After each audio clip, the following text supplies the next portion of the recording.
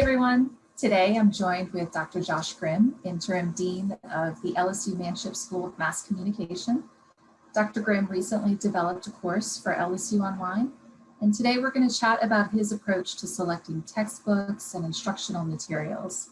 But before we do that, Dr. Grimm, would you mind sharing a little more information about your course? What is it, what program it's for, and so forth? Absolutely. So thank you for this opportunity. My class is about intercultural health communication, which is essentially examining health disparities and then trying to figure out the idealized health equity that would go with it and how we get there via communication, which is a really fancy way of saying, why is there so much inequality when it comes to health? How do we communicate across those barriers, across those populations to try to get everyone as healthy and safe in the long run as possible? And again, this class is offered through the Manship School of Mass Communication as part of our Bachelor of Arts in Mass Communication. And I'm really looking forward to teaching it. That's wonderful. So had you ever taught this version of this course before, this specific topic, or was it a new course for you? This was a relatively new course. So I've taught a class on media and health, which is mostly about like representation in media and different health messaging. But this specific focus on health disparity and intercultural health communication, this is the first for me. And so I remember when we started developing this course together, one of the first things you mentioned was that it was a new course. So it made me a little bit nervous just because I knew that you had to select a textbook or go out and find materials for the course. And you mentioned that you wanted to use a low cost or no cost approach. What does that mean in terms of selecting course materials? So for me, it just means figuring out what I want to talk about, figuring out what I want students to learn, and then finding the best resource for that to happen. And at least for me, I guess first and foremost, the perfect textbook doesn't exist. I'm never going to have exactly what I want to communicate with students communicated in a textbook. Unless I wrote it myself. So really the essential part is figuring out, starting with what I want them to know, and then finding out what's available out there that conveys what I want them to know. And most of the time that ends up being doing so in a different way than I had planned. And hate to say it, a lot of times it's better than I had planned, or better than I'd hoped anyway. And so I think that's the real important key, is starting there and saying, this can be done. I just need to figure out where those resources are located. So what criteria did you use in selecting those materials? So I think first and foremost, I started with scholarly journal articles, which is hit or miss because as we know, there's a lot of jargon and a lot of just kind of things that could be phrased better. We'll say that. And I say that as an academic, but also just starting out with trusted organizations that I knew were producing really great content. And so, that the CDC, WHO, these types of organizations are doing really fantastic, important work, but they also have the backing and the reputation that goes along with it. So I'm not just pulling something from some random website or just kind of reading off a string of tweets or anything along those lines, and just kind of finding, again, that base of information that I trust and I know will be important and effective and timely for my students, and then building it out from there. Yeah, it's good that you talk about timely, because textbooks often get outdated so quickly. Is that something that was part of your consideration? Yeah, that's a great point. And so the problem is, especially when we're talking about mass communication, when we're talking about mediated messages, the realm, if you look at social media 10 years ago versus social media, what it will be 10 years from now, if it'll even exist, or if it'll certainly exist in its current form, that's highly unlikely. The media landscape changes so quickly, and what is an effective health message 5 years ago might not be an effective health message 5 years from now. And so we try to find those fundamentals, we try to find that common ground, but then we want to build it out from there and try to find what is most current, what's most relevant, especially as we learn more about different populations and how they're disproportionately affected by illnesses and maladies, and trying to find a way to course correct on that. And so, unfortunately, while there are some great pieces, and I think there are certainly some timely concepts, the most recent applications of those theories and concepts are I think most valuable because they are recent and they kind of tap into what's happening in our society and what's kind of being reflected in that surrounding messaging. Did you ever find yourself feeling limited or restricted in the types of relevant materials you found? That's a good question. So I think maybe once or twice I did, and that was meant one of two things. One, I needed to reach out to someone, and so I reached out. For example, LSU Libraries was a wonderful resource. Rebecca Kelly was fantastic in trying to implement that. But also, it just kind of meant that I just need to keep looking, right? And I think that's, it's a timely process. I mean, it doesn't happen overnight. At the same time, when you find that right piece, you know it. You start to read and you get through that introduction. You're like, oh, this is good. I hope it lasts. I hope this keeps up. And it does. And by the end, you're like, that's wonderful. And again, like I mentioned earlier, it ended up introducing some other concepts you hadn't really considered. And you ended up trying to work those into the class as well, just for a more robust experience. Can you share the types of materials that we ended up using in the course? You mentioned journal articles originally, but what other things did we find? So I think it's some nice overviews when it comes to theories. The nice thing about theories is it's kind of like some aspects of history where it's pretty well established when we're talking about the fundamentals. And again, the more recent you can get in terms of the latest application, it's wonderful. But just kind of summaries available from institutions and organizations online that kind of do honestly a better job of explaining the theory than I probably could on my own. And so that's a nice way of kind of pulling that in. I love podcasts. And so trying to find a podcast, a podcast about a significant historical event or a health challenge, I think is in ways much more interesting than hearing me prattle on about it. So you might not want to hear me talk about it for 10 minutes, but you'll listen to a podcast, a compelling, well-produced podcast about it for an hour. And learn that much more about it. And so those are types of things, while also incorporating recent news articles and analysis is also important. And like, again, some journal articles actually turned out to be really, really great. Again, some didn't work out as well. I didn't include those, but those that did, I'm really pleased with them. And I'm appreciative of the authors for finding a really efficient, compelling way to distill that information. To be transparent, we did the low cost option, right? There is a book assigned to this class. I believe you said it's about $7. So what went into that selection? Like what did you look for, knowing that you were going to ask students to pay for a book or some of the materials? What went into that decision? So I think the first part of that was I wanted to have something common that everyone read that lasted multiple weeks. I wanted some kind of shared experience. And so like similar to a common book sort of phenomenon at universities and things like that, something where that kind of holds that class together. And so maybe there might be a news article that I assigned that some people read more closely than others, or, they were really busy that week. And so they didn't devote as much time to it as they wish they would have.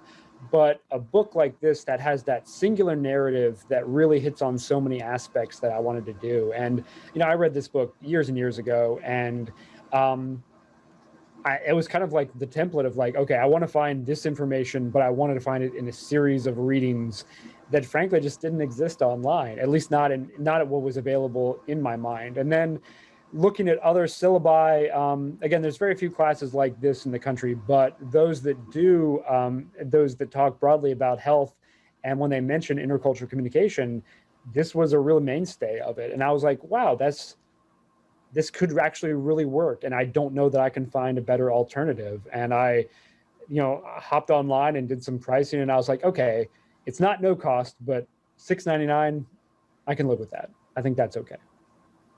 It's definitely financially beneficial for students when we look at those low cost, no cost options. And you mentioned that it does take time to find these perfect nuggets of gold, if you will. Roughly on average, how much time do you think you spent per module looking for those materials? Well, it's tough to say. Just because it's so easy to kind of hop down that Google rabbit hole and then suddenly you just look Right, up and you're like, where'd the absolutely. time go?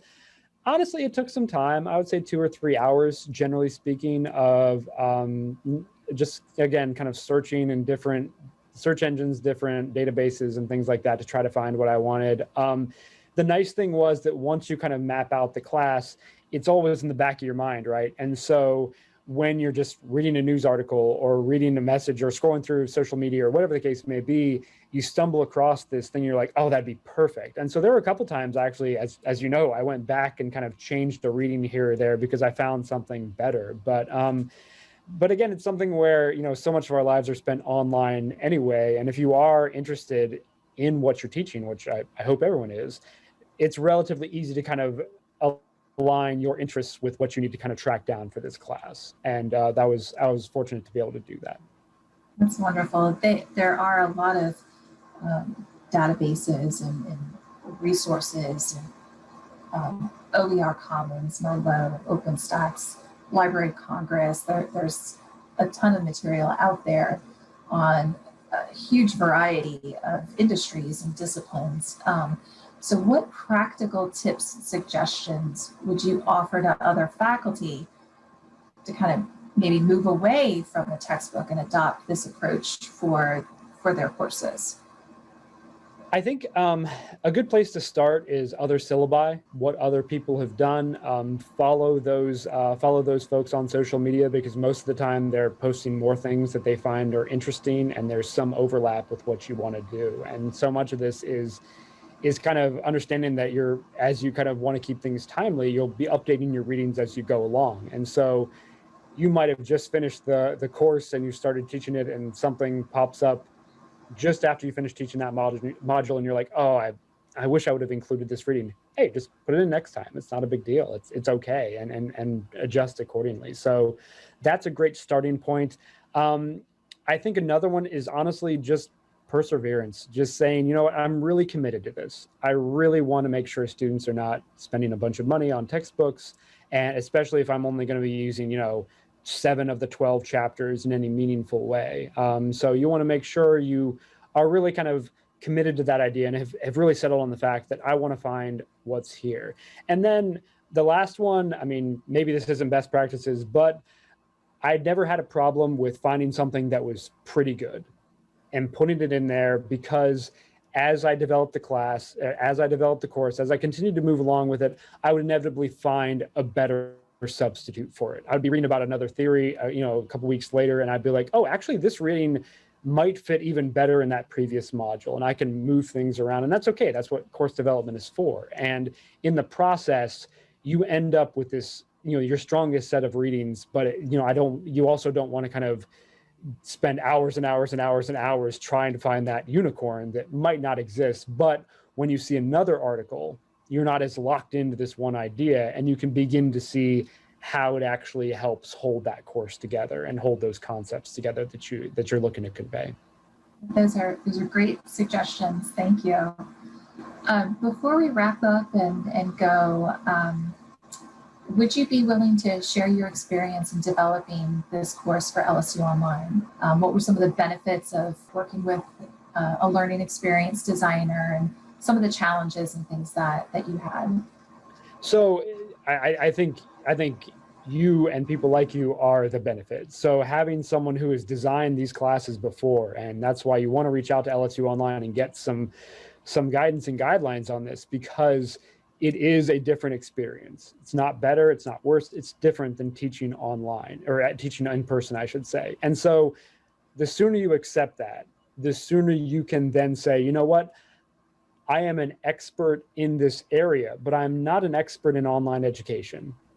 I have people who are, people like Lynn, who can walk me through and say, actually, you might want to reconsider this.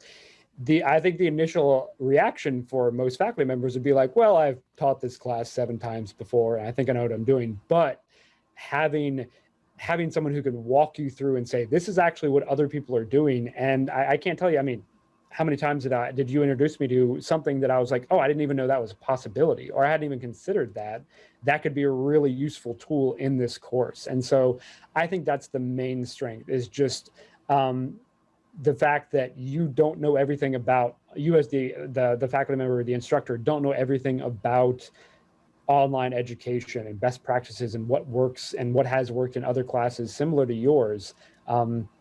Lynn, you do. And so I'm able to lean on you and get that invaluable experience and advice that I think shapes the course into something that frankly is better than I could have come up with on my own. And so I think that's hands down the ultimate benefit. Awesome. Thank you so much for sharing. And is there anything else you want to add or mention?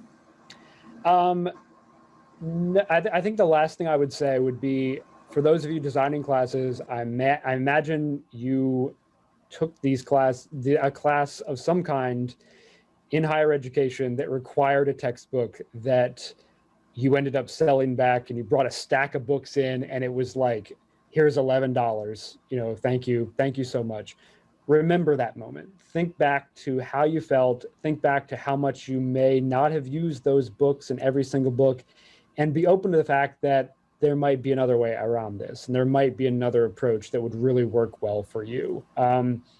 It's very possible that there is a class that is absolutely incapable. It has to have a textbook. I'll certainly own up to that. But more likely than not, you can go zero cost, or again, low cost is a wonderful alternative where you don't need this textbook that costs $125, because it's not just your class, it's all the other classes that require that same cost of a textbook that ends up stacking up and accumulating over time. And you're kind of that first domino where if you can make that change and others follow suit, it can make a real impact in those students' lives. Thank you so much for your time and your thoughts, and for sharing your experiences with us. My pleasure. Thank you.